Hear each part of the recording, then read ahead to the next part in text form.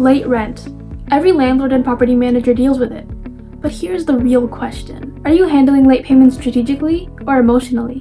Because how you respond to late rent can either strengthen your operation or slowly weaken it.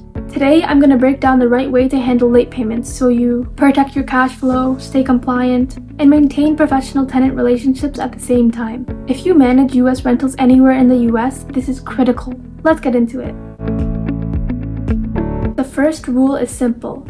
Late rent is a system issue, not a personal one. When operators take late payments personally, they become inconsistent. Some tenants get leniency, others get strict enforcement. That inconsistency creates confusion and risk. Professional operators rely on policy, not mood. Your lease should clearly state due date, grace period, late fees, notice timelines, and enforcement steps.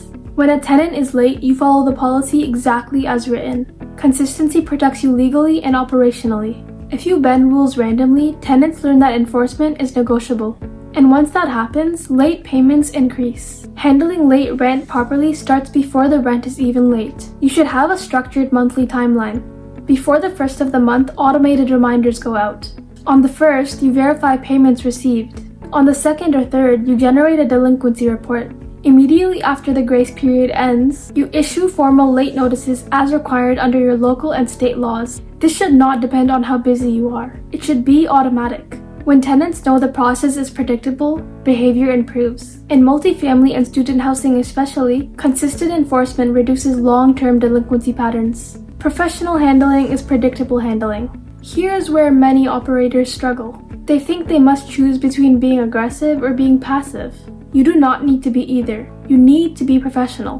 When a tenant is late, communication should be clear, calm, and documented. For example, you might say, "This is a reminder that your rent payment has not been received. Per your lease agreement, a late fee has now been applied.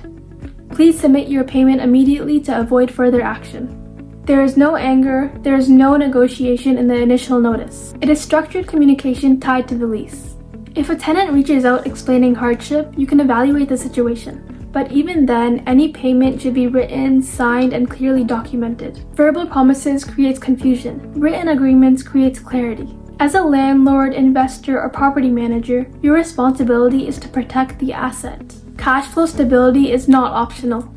Late payments impact mortgage obligations, vendor payments, maintenance schedules, and investor distributions. That means you cannot allow chronic lateness to become normal. If a tenant is consistently late every month, you must address the pattern directly. You can say, "We have noticed a recurring delay in rent payments. Per your lease, rent is due on the 1st. Continued late payments may result in further action." Professional operators track patterns, not just incidents. Chronic delinquency is a red flag, and ignoring it only creates risk. This is extremely important in the United States. Eviction timelines, notice requirements, and late fee rules vary by state and even city.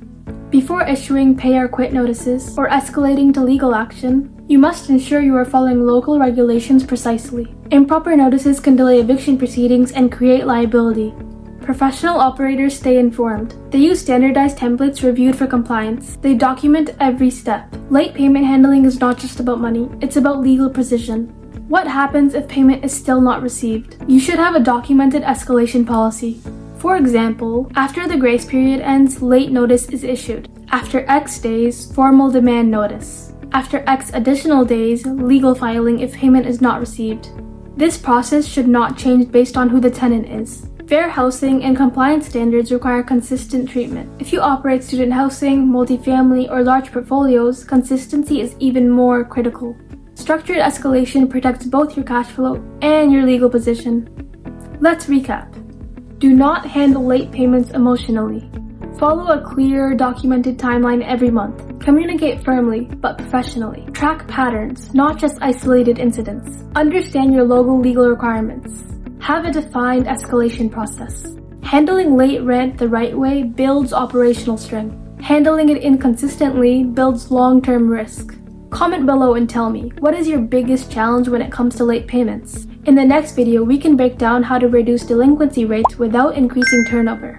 I'll see you in the next one.